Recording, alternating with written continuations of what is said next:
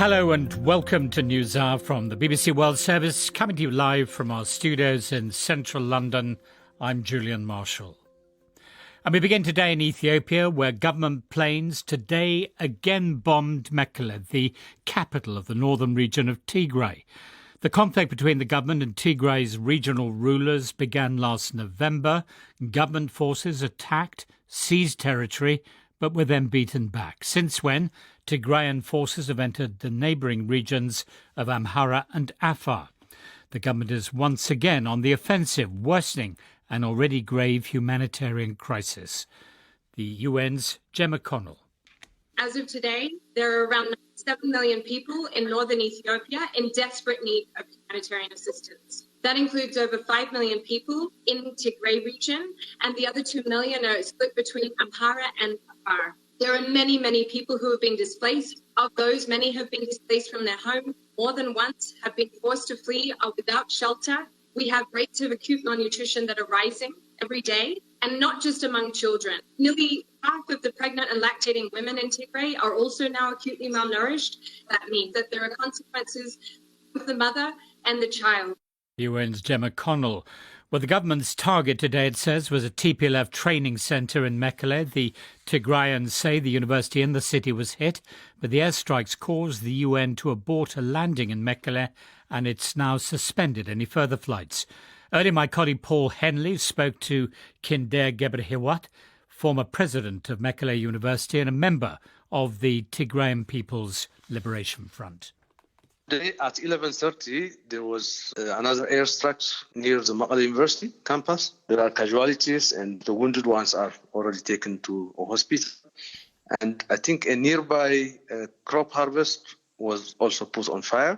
So I think the purpose is just to terrorize people, and the target is everything in Tigray and its people. Why would the university be targeted? They target everything, not just the university. They just fire anywhere in Tigray, be it university or a residential area or anything. Because they were saying a military depot and etc. But there is no military depot in Tigray. You said there was no military in Mekelle. You said there was no military base to target. Can that really be true? Yeah, I mean, it's a residential area, and how could there be a military depot in a town of close to 600? What's the humanitarian situation where you are? It's getting worse every day. And as you know, since they fled June 20th, they blocked almost everything. The UN agencies need 100 trucks per day between 29 September and 4 October.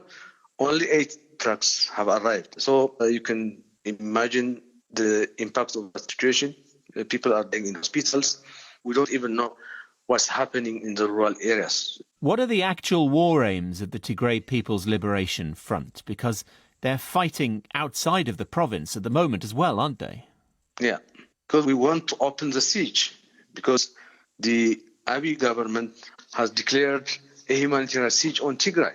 So you cannot just sit idle in Tigray and watch people die. And what announcement we are making in Amhara, Afar, or where else is just to open the siege. And you're not interested in getting the Ethiopian leader out of power?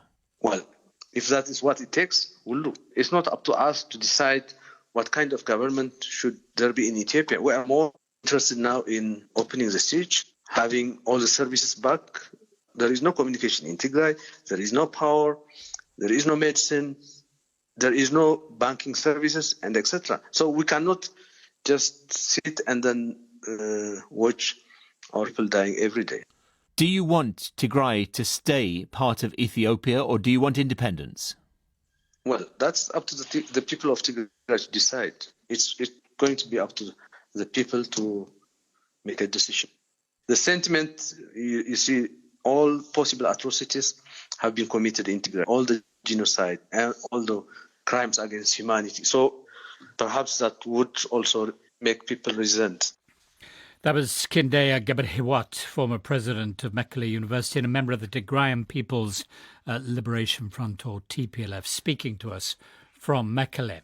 And I've been speaking to Ethiopian government spokesperson Legesse Tulu in Addis Ababa. Why was the government bombing Mekelle?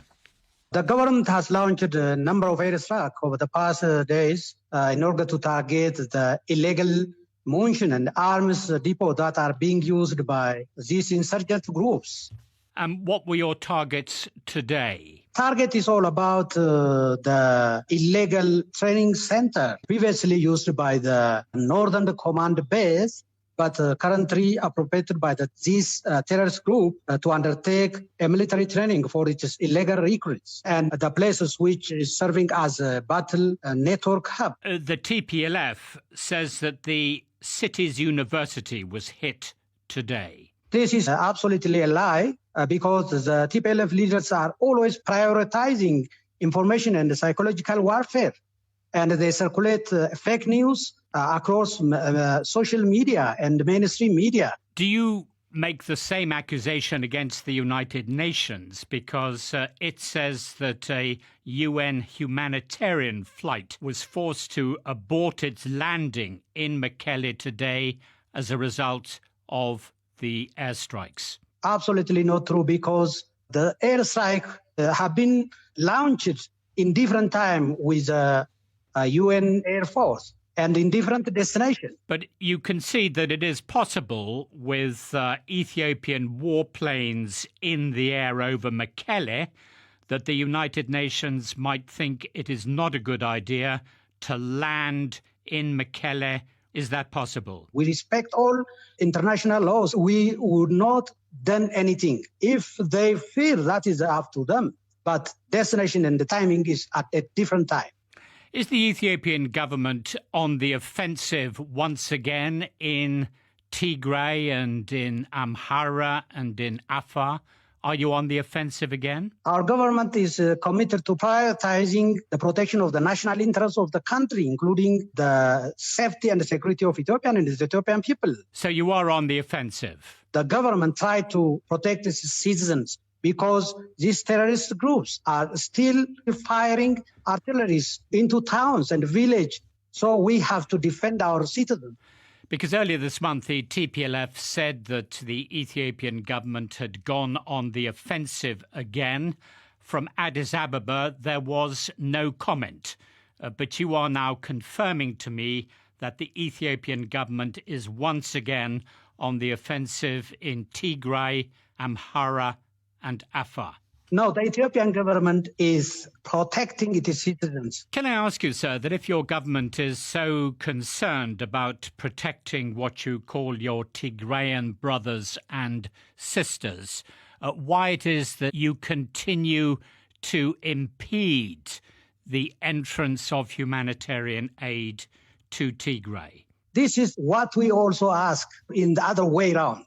All the times, the mainstream medias from the West, they are asking the Ethiopian government as if the Ethiopian government is blocking aid to the Tigrayan region. But it is these terrorist groups that blocked the aids and the trucks which are carrying food aid to Tigrayans. The TPLF argue, though, that they are trying to break the siege of Tigray by the Ethiopian government. They are trying to open up aid routes in Afar and Amhara, which the Ethiopian government has closed. These terrorist groups, they use fake news. They use aid and blockade to weaponize war. So this is absolutely a tactic to misguide the international community. That was Legesse Tulu, spokesperson for the Ethiopian government, speaking to me from Addis Ababa.